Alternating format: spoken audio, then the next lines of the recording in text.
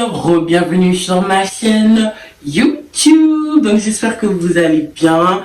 Attendez, je fixe un peu mon chignon là, parce que là, c'est du bordel. C'est du bordel.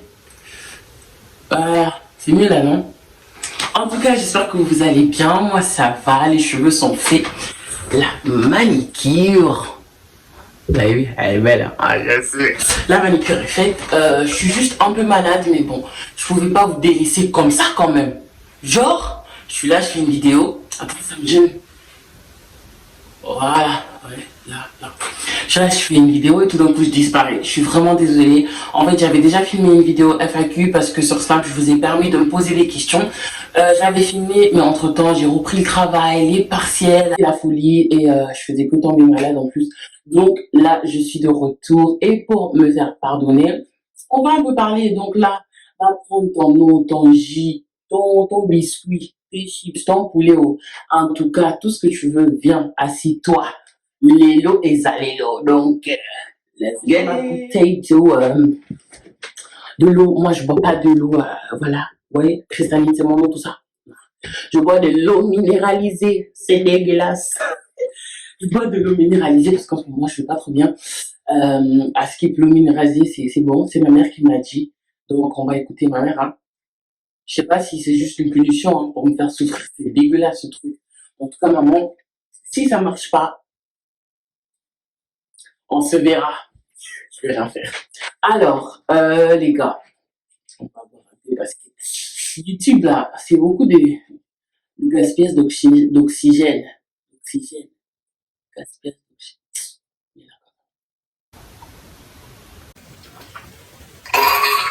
Déjà, il faut qu'on boive des toniques. C'est cher pour rien. A few moments later. Nous allons parler. Alors, je veux parler d'un sujet, en fait, qui touche, je pense, tout le monde dans notre génération. C'est la dépression. La dépression, c'est quelque chose dont on n'en parle pas beaucoup, franchement. On est dans une période où c'est les réseaux sociaux, tout le monde montre ses belles voitures, tout le monde montre son joli visage avec ses jolis fossiles, tout le monde montre leur beau sourire, les jolis jeans Discord avec les chemises Christian Dior, vous voyez ou pas? Mais personne ne montre réellement ce qu'il y a là, au fond là-dedans. Moi-même, je suis dans le lot. On est vraiment une génération en fait de masqués. Vous avez compris ou pas? C'est pas drôle. C'est pas juste on met le masque là pour nous protéger, je dirais rien sur ce sujet, mais c'est pas genre juste le masque de Corona. Non. On est vraiment une génération de masqués. C'est que on se réveille de nos lits, on met nos masques et on est là, on sourit, on fait les clowns sur les réseaux, tout va bien, moi j'ai la belle vie. Alors que on va se poser 2 secondes. Okay? De toi à moi là, est-ce que ça va? Est-ce que tu vas bien? Là, je suis sérieuse. Est-ce qu'on va bien? Je pense pas. En fait, la plupart du temps, dans notre génération, on est poussé en fait à montrer à tout le monde qu'on va mieux que les autres, alors que la plupart du temps, c'est pas ça. Bon, bien sûr, quand on amène un argument, il faut toujours ramener un exemple. Moi, je serai l'exemple. Hein. Je suis une jeune femme, une jeune fille noire d'origine africaine, je suis congolaise et chez nous je peux parler que de ce que moi j'ai vécu, que de ce que moi j'ai vu. Mes parents sont très jeunes, voilà, je peux parler de tout et de rien avec mes parents, mais c'est vrai qu'avec la culture il y a toujours cette distance en fait, il y a toujours cette peur. C'est pas une mauvaise peur, mais genre, tu vas pas aller voir ton père pour lui parler d'un garçon qui t'a brisé le cœur. Tu vas pas aller voir ta mère et lui dire, je sais pas, vous voyez ou pas. Et en fait, ça fait que j'ai eu une période assez difficile dans ma vie. En 2018, j'étais en fin seconde, j'allais commencer la première, j'allais dire terminale. Quel saut! J'allais commencer la première et en fait, juste quelques semaines avant septembre, donc la dernière semaine de août, j'ai perdu mon père. Ce qui a fait que j'ai vraiment chuté émotionnellement, physiquement, j'avais perdu beaucoup de poids, spirituellement ça allait plus, je priais plus, j'avais plus de goût à la vie en fait, en fait, j'étais vraiment juste là parce qu'il fallait être là. Vous voyez la plante de déco là qui sert à rien dans votre cuisine ou je sais pas dans votre chambre, c'était moi cette plante là en fait. Et le pire c'est que les gens savaient que j'allais mal parce que oui, c'est normal. Attendez, la meuf, elle a 16 ans. J'ai deux petites sœurs et un petit frère. Je suis la plus grande. Donc tout le monde... Ça, c'est quel chignon désobéissant. Tu vas rester comme ça. Je n'ai pas pris 5 heures à te faire pour que tu partes. Désolée. Alors, tout le monde te disait, oui, c'est sûr qu'elle doit aller mal, c'est la plus grande, elle a que 16 ans, elle vient de perdre son papa. Voilà, ma mère était là pour moi, mon papa, parce que Dieu m'a donné la chance d'avoir deux papas. Mon papa était toujours là avec ma mère, ils étaient vraiment là pour moi. J'avais mes tantes, mes tontons, des amis, des cousins, des cousines qui étaient là, qui venaient pour moi pendant le deuil et tout. Mais c'est après le deuil, les choses se sont vraiment, ça a déraillé. Ça a disjoncté Sokenini. J'étais pas bien, les gars. Et je voulais pas l'avouer à moi-même. Et je voulais pas le dire aux autres. Parce que ça, c'est qui veut m'étouffer sans effet? Au nom de Jésus. C'est quel type d'eau qui a des billes comme ça? Moi, je dois finir ça là. Maman, ça fait souffrir. Oh mon Dieu, mais c'est dégueulasse. Alors, comme je vous disais, j'arrivais pas à trouver un moyen en fait de dire je ne vais pas bien, s'il vous plaît, j'ai besoin de votre aide. Ça a fait que j'ai vraiment eu une descente. Quand on dit une descente aux enfers, ça qu'on dit, non? C'est que c'était vraiment devenu compliqué pour moi. C'était devenu compliqué. Je traînais avec des gens qui n'étaient pas du tout comme moi, si je peux le dire. En fait, je créais une Andrea qui n'était pas l'Andrea, la vraie, véritable Andrea.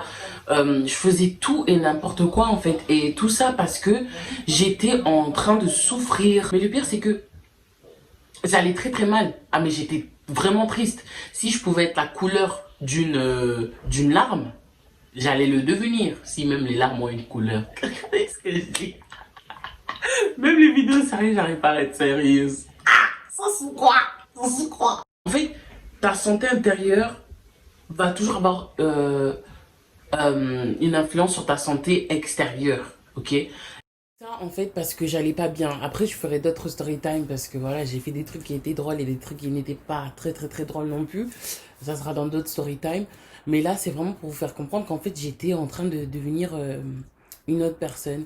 Et c'est vrai que ben, dans la culture africaine, on a souvent cette limite-là, cette barrière-là pour dire à notre famille ou à notre entourage en fait qu'on ne va pas bien. Moi je sais très très bien, on le fait entre nous, entre gents, on le fait en fait. Ouais, toi t'es un Renoir fragile, t'es une Renoir fragile parce que voilà tu pleures ou que tu montres que tu vas pas bien en fait. Donc faut toujours montrer que tu vas bien. Et moi dans ma famille j'ai que des femmes fortes autour de moi. Ma mère c'est une guerrière, mes tantes n'en parlons pas, c'est des warriors, des lionnes. Mes grands-mères c'est des femmes fortes, tu vois genre je les vois presque jamais pleurer en fait. Et quand elles pleurent, c'est soit il y a un deuil et voilà, tu vois, mais quand il y a des choses de la vie, en fait, je les vois jamais pleurer. Bon, c'est sûr qu'elles doivent pleurer quelque part, tu vois, quand elles sont seules. Mais moi, je les voyais jamais pleurer, donc je me disais, mais je peux pas en fait, j'ai pas le droit en fait à leur dire que je vais pas bien, alors que elles sont tout le temps fortes. Du côté des hommes aussi, pareil, jamais tu vas voir ton père pleurer devant toi, jamais tu vas voir tes grands frères, tes cousins, tes ci, tes ça pleurer devant toi. Du coup, pour moi, c'était un sujet tabou, en fait. Je me disais, mais donc, moi, Andrea, je vais prendre mes deux longues jambes, ok, et je vais me mettre devant mes parents, ou je sais pas, de la famille, et dire, je pense que je suis en dépression. Mais en connaissant ma famille, ils vont tous rigoler en fait. Personne. Mais pour moi, c'était impossible. Non seulement parce que j'avais peur de leur réaction, mais parce que aussi je voulais pas qu'on me voie comme une faible, je voulais pas qu'on me voie comme une fragile. Et de trois, parce que ben je suis pas habituée à ça quoi. J'ai aucun exemple de ça en fait dans mon entourage. Donc je me disais, je n'ai pas le droit, il faut que j'aille bien, j'ai pas le choix en fait. Et ça fait que ben, quand tu fais ça, quand toi-même tu nies que tu ne vas pas bien, quand tu n'essayes pas en fait de le dire aux autres et à ton entourage, aux gens qui sont là pour toi, ça fait que tu pourris intérieurement. Et moi j'étais en train de pourrir, mon cœur était en train de pourrir. Ça fait que toute la tristesse et la peur et la solitude que j'avais, que je ressentais en moi, cette dépression-là, en fait, me faisait que je devenais une personne très nerveuse. Je m'énervais pour un rien. Si on me disait quelque chose, ça pouvait être un petit truc, hein, genre en mode... ah Andrea, je sais pas, tu t'es mal habillée aujourd'hui. Ça me piquait, ça me faisait mal, j'avais la rage. Quand ma mère me disait quelque chose, on me reprenait sur quelque chose, j'allais dans ma chambre, je pleurais H24, mais vraiment 7 jours sur 7. Mais le pire, c'est que je pleurais tous les jours, hein. Mais quand on me voyait en cours, mais demandez aux gens qui étaient en première et terminale avec moi, parce que moi j'étais dans une classe de L, donc j'avais la même classe pendant 2 ans, euh, je souriais. Mais je souriais, je faisais rire tout le monde. J'étais celle qui conseillait les autres, même pour mes amis en dehors de l'école. On pouvait m'appeler à 3 heures du matin, j'allais rester 3 heures au téléphone avec toi, te dire t'inquiète, ça va aller, je suis là pour toi, donner des conseils, nanani, nana. J'allais à l'église, je chantais avec mes amis, voilà. Mais je pense que mon entourage, ma famille, mes parents ont pu voir que j'allais pas bien, mais c'était...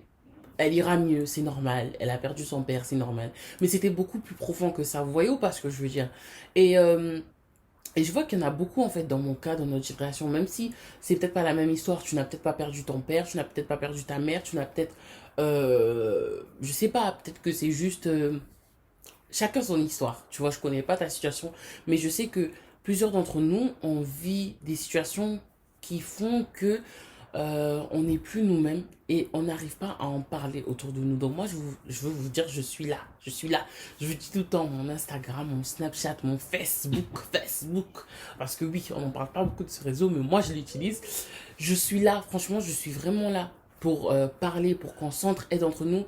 Parce qu'il y en a marre d'être faux, en fait. Il y en a marre d'être faux. Même si moi, je suis que une simple... une femme, une jeune femme comme toi, ok, qui me regarde, euh, et je peux rien faire. Mais moi, je peux vraiment dire que dans ma situation, la personne qui m'a vraiment aidé, c'est Dieu. C'est Dieu parce que lui, il est là dans tous les moments. Même quand toi, tu veux pas de lui, il est là, il te regarde, il te surveille, il te protège. Il te voit quand tu pleures, quand je pleurais entre les 4 murs de ma chambre et que personne m'entendait. C'est lui qui me voyait, c'est lui qui m'entendait. Quand je sortais, que je pétais des câbles, personne ne le savait. C'est lui qui me voyait, c'est lui. Et moi, je le bloquais. Voilà, j'ai bloqué Dieu. Je le bloquais. Je disais, ouais, mais vas-y, il sert à rien. Que Dieu me pardonne, hein. Ça sert à rien de prier, ça sert à rien de faire ci, ça sert à rien de passer du temps avec Dieu. Parce que regardez, quand je dis prier et tout, c'est pas parce que je suis religieuse, hein. Pour moi, c'est pas une religion que j'ai. Je n'ai vraiment pas cet esprit-là de religieux. Pour moi, euh, le Dieu que je sers, le Dieu en qui je crois, avec lui, j'ai une relation en fait. J'ai une relation. Donc je dois lui parler comme si c'était c'est mon meilleur ami. Je dois lui parler comme mon meilleur ami, comme mon grand frère, comme mon père, comme mon tout en fait. Dieu, il est là. Même si tu as envie de t'asseoir et de faire, oh Dieu, franchement, ma journée aujourd'hui, il est là pour t'écouter en fait. Et ça, je le comprenais pas. Je comprenais pas que si je sentais que c'était pas possible d'aller vers mon entourage et leur dire que je vais pas bien, que Dieu était là et que je pouvais juste m'asseoir ou me mettre à genoux et dire, Seigneur, là, je suis là, ça va plier, ça a pété, ça pète en moi, je ne vais pas bien en fait. Et quand je me suis finalement rendu compte que c'était ce que je devais faire, petit à petit, les choses allaient mieux. Après, ça ne veut pas dire qu'il n'y a pas des jours où je me réveille et je pleure encore, non. Je pense que la mort de mon père, c'est quelque chose d'assez traumatisant. Et spécialement dans les conditions et tout, bref, comment ça s'est déroulé et tout, et tout, et tout. C'est quelque chose qui me fait très mal, mais je vais pas pleurer parce que nous sommes des bonhommes. Ok? Ok? Est-ce que je l'ai bien fait? Mais je commence à aller mieux. Et je sais que je vais mieux et j'irai mieux parce que Dieu est là avec moi.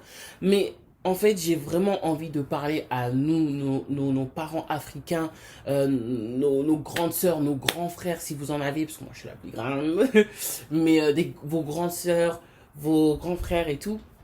Les tatas, les tontons, s'il vous plaît, si vous voyez que votre enfant, votre fille, votre soeur, votre cousine, votre nièce ne va pas bien, parlez-lui. Parce que souvent, en fait, quand un enfant...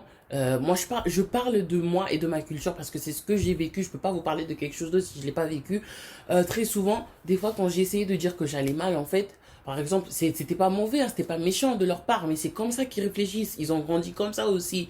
nos grands-parents, la plupart n'ont pas eu des relations avec leurs parents qui étaient en mode, ah papa, vas-y, je suis déprimé, je vais pas bien en ce moment. Non, c'était bonjour papa, bonjour maman, je rentre dans ma chambre, je fais ce que j'ai à faire, je fais le ménage, je fais à manger et c'est fini. Et donc, ça fait que des fois, quand j'allais vers mes grands-parents et que je leur disais, là, je vais pas bien, je suis déprimé, je vais pas bien, ils me disaient, mais pourquoi tu es déprimé? Déprimé pourquoi?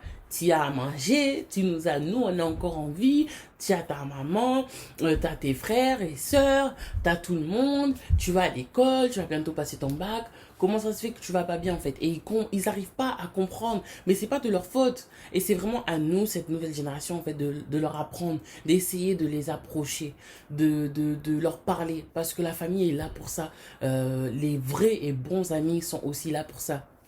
Après, priez par rapport à vos amis, priez par rapport à votre entourage, parce que moi je sais que depuis que je prie pour que Dieu choisisse mes amis et qu'il les amène vers moi, j'ai de moins en moins d'amis, c'est sûr, dans les yeux des hommes, des gens, mais dans mon cœur, je sais que les vrais sont là, les vrais sont restés, et je peux vraiment les compter avec mes doigts, et je sais que c'est quelque chose qu'on entend beaucoup, mais c'est vrai, la plupart d'entre nous, on est des gens qui sont entourés, beaucoup de followers sur Instagram, beaucoup de followers sur Snapchat, beaucoup de followers quand tu sors, tu vas en ville, tu vas ci et ça, mais la plupart là, ils sont pas là quand tu pleures, hein.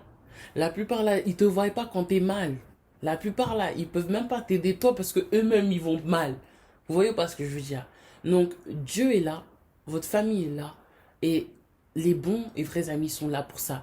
Ouvrez-vous, parlez. Moi, j'ai pas parlé pendant un très très long moment de peur qu'on dise que j'étais une fragile, de peur que qu'on me juge, alors que ben en fait, on s'en fout de ce que les gens pensent. On s'en fout. Et moi, je sais que la plupart du temps, mes amis disent tout le temps, t'aimes trop parler. Mais vraiment, parler guérit en fait. Parler guérit, parce que quand tu vas parler, tu vas faire ressortir toutes ces émotions-là. Si tu veux pleurer, pleure. Si tu veux crier, crie. Si tu veux taper le mur. Moi, quand je tape le mur, moi, j'ai jamais tapé les murs. Mais si tu veux taper le mur, pardon, mets coussin. J'ai pas envie que tu dises, oh, je me suis cassé la main parce qu'on a dit, il faut que je tape les murs. Non. Donc voilà, donc les gars, s'il vous plaît, la dépression est une chose réelle, d'accord? Moi, plusieurs fois, j'ai voulu arrêter ma vie, j'ai voulu m'éloigner de mes amis, m'éloigner de ma famille. Plusieurs fois, j'ai voulu partir loin. Plusieurs fois, j'ai voulu me faire du mal à moi-même. J'ai voulu faire du mal aux autres. Tout ça parce que je n'arrivais pas à assumer déjà à moi-même et de crier à l'aide aux autres et de leur dire qu'en fait, j'étais déprimée, que j'étais pas moi-même en fait. Donc, s'il vous plaît, entourez-vous des bonnes personnes. Parlez-en avec votre famille, vos parents. Si vous n'arrivez pas, Dieu est là, les gars. Dieu est là. Donc, je sais que tout le monde c'est pas tout le monde qui va regarder cette vidéo qui croit en Dieu, mais moi, je crois en Dieu et je sais qu'il est là. Et il est là pour toi, il est là pour moi, il est là pour nous. Donc, même si, bah, pour certaines personnes, c'est une chose assez bête parce qu'ils se disent, bah, vas-y, moi, genre, je vais m'asseoir, je vais fermer mes yeux et je vais dire, oh Seigneur, viens m'aider, remplis-moi de ton amour, remplis-moi de... ça a l'air bête pour toi, mais les choses de Dieu sont des choses que nous n'allons jamais comprendre. Tu n'as pas la capacité. Ton cerveau est trop petit pour comprendre les choses de Dieu. Mais moi, tout ce que j'ai envie de te dire, c'est ce que lui m'a dit et ce que lui m'a montré, c'est qu'il est là. Et il te le dit à toi et moi. Venez à moi, vous tous qui êtes fatigués, chargés, déprimés, tabassés, entaillé. Moi, je suis là. Moi, je suis là. Je suis là. Parlez-moi. Envoyez-moi un message. Parce que les gars, la dépression est réelle. Et il y a beaucoup de jeunes qui se tuent, qui se font du mal, qui meurent à cause de la tristesse, qui meurent à cause de toutes ces choses. Parce qu'ils n'arrivent pas à en parler. En fait, le pire des choses, c'est que tu vois, quand tu te sens mal, tu prends ton téléphone, tu vas sur Instagram, tu vois, les gens, ils sont en train de vivre leur belle vie. Et toi, t'es là en mode, mais pourquoi pas moi, en fait? Alors que ces mêmes gens-là que tu suis sur Instagram, eux aussi sont déprimés. Donc, après les grosses voitures, après les jolies nanas, les jolis Joe, eux-mêmes, quand ils rentrent dans leur chambre, ils ne sont pas heureux, en fait. Donc, c'est vraiment une génération de foutaises, une génération de mensonges. Et je veux qu'on se réveille, en fait. Soyons vrais, soyons vrais, soyons vrais. Quand ça ne va pas, ça ne va pas. Quand ça va, ça va. Et quand tu avoues que ça ne va pas, mon gars, ça ira. Ça ira. Ça fait de toi un warrior. Ça fait de toi un guerrier, une guerrière. Le fait que tu arrives à dire, ok, tu sais quoi? Là, je suis tombée. Là, je vais pas bien. Mais grâce à ça, tu vas pouvoir te relever. Tu vois. Faut pas garder le vomi en soi. Tu restes comme là, je vais m'étouffer avec mon vomi. Il faut vomir pour se sentir mieux, non? Voilà. C'est tout ce que j'avais à dire. En tout cas, On en parlera dans une autre vidéo, mais c'était vraiment juste une vidéo posée, voilà. Dites-moi ce que vous en pensez, voilà, il faut une petite interaction entre toi et moi dans les commentaires, je réponds à tout le monde. Si vous voulez m'envoyer un petit message sur mes réseaux, je vous mets mon Snap, mon Insta, mon Facebook. Donc, n'hésitez vraiment pas à m'envoyer un message. Là, moi, en tout cas, je sais que petit à petit, je vais mieux. Petit à petit, mon sourire là, le sourire là que je vous montre là, mes grosses dents là, c'est un vrai sourire. Alors qu'avant, quand je prenais mon téléphone pour faire la jolie nana sur Snapchat, c'était tout faux, tout faux, tout faux. Je pouvais être là en mode, hey, God is good all the time. Et après, dès que je rangeais mon téléphone, c'était...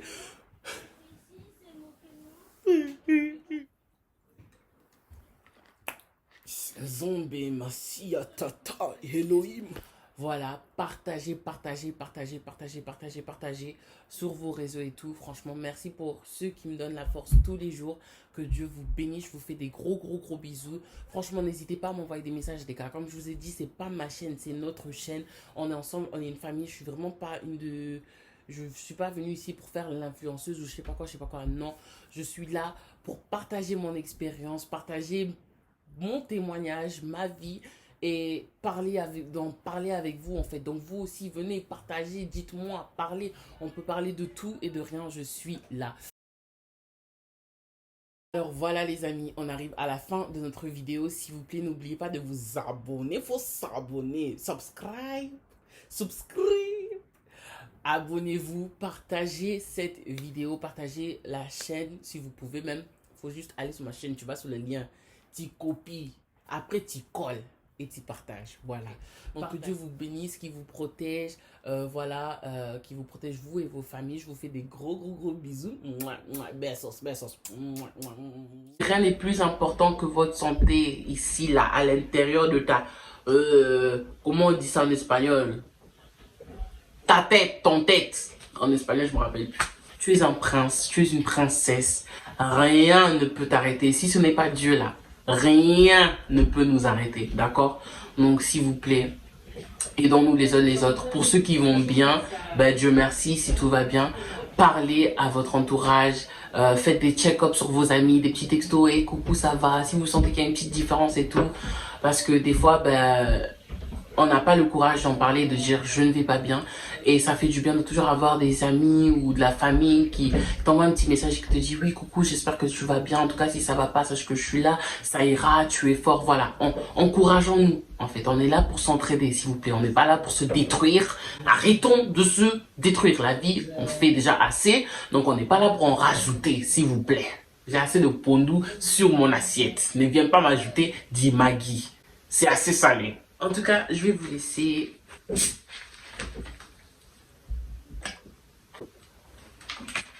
Maman, je vais vous laisser.